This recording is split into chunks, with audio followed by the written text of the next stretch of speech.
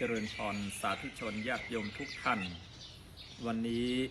อาตมาภาพมาปฏิบัติศาสนกิจที่อำเภอแม่แจ่ม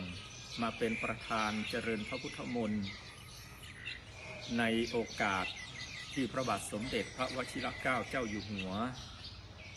เจริญพระชนมายุเท่าพระบาทสมเด็จพระพุทธยอดฟ้าจุฬาโลกมหาราชสมเด็จประถมบรมกษัตริยาธิราชแห่งราชวงศ์จักรีวันนี้ทั่วประเทศทุกจังหวัดทุกอำเภอมีการเจริญพระพุทธมนต์ถวายพระพรชัยในโอกาสพิเศษเรียกว่าสัมมมงคล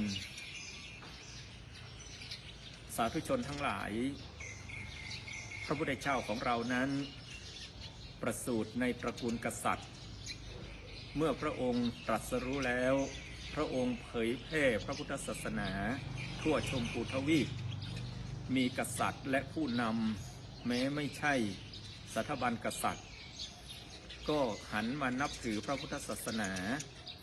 โดยกษัตริย์คนแรกองค์แรกที่มานับถือพระพุทธศาสนาก็คือพระเจ้าพิมพิสารแห่งแคว้นมคธต่อจากนั้นพระองค์ก็เผยแผ่พุทธศาสนา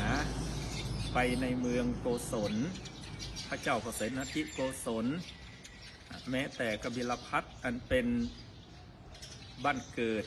เมืองประสูติของพระองค์เองพระเจ้าสุโธทนะและกษัตริย์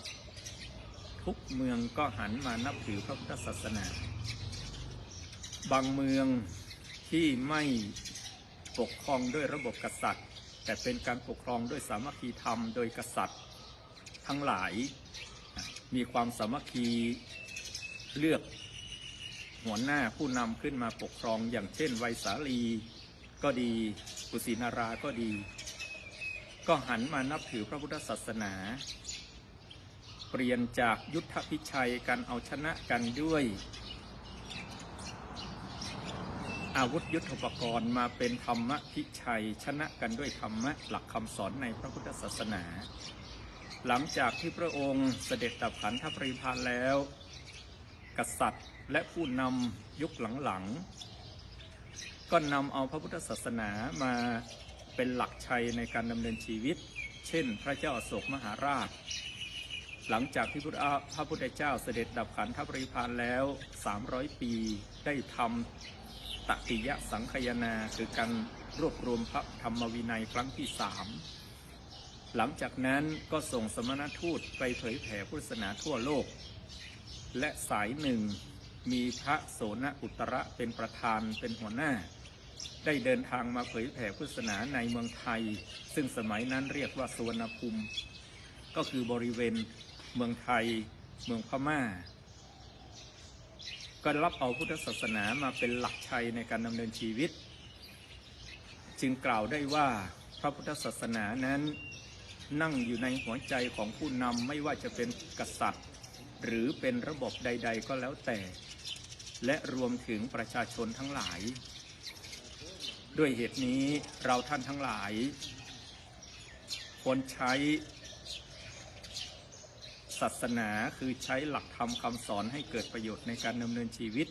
ให้เกิดประสิทธิภาพในการทำงานความรู้อาหารมีหลายเมนูความรู้มีหลายศาสตร์นักปราชญ์มีหลายสาขา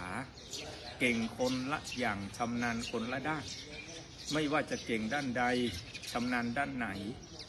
ก็ต้องมีความดีต้องมีศาสนานั่นก็คือหลักธรรมไม่ว่าจะเป็นของศาสนาใดก็แล้วแต่